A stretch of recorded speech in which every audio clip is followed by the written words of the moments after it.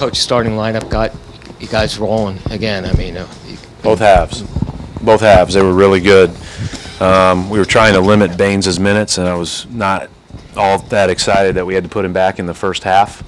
But we went through that kind of nasty stretch in the second quarter. But then I thought, other than that, we played pretty well all night. But both starts of the halves were great.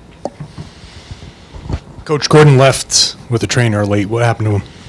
Cut his tongue, and so he was cleared to be able to be put in again after that, but we just decided not to.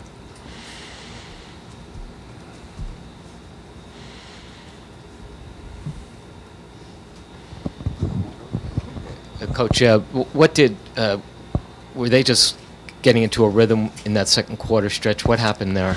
Well, I thought our offense, you know, I didn't think we were great offensively, and then that led to some points on the other end for them. And then we didn't do a great job in the first half generally of protecting the rim.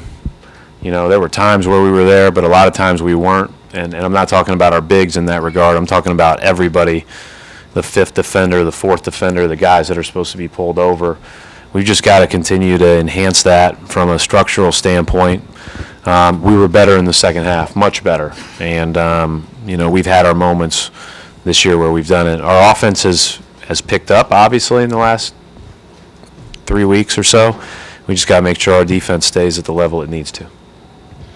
Well, Brad, even with that stretch you were talking about in the second quarter, I mean, you're over 120 points again. You guys are just moving the ball. I mean, do you feel like your offense is now at that consistent clip? Yeah, I mean, you're always going to run into stretches of the season where it doesn't feel as good, or you may not, but we're certainly capable, and I think we feel a lot more comfortable in where our spots are.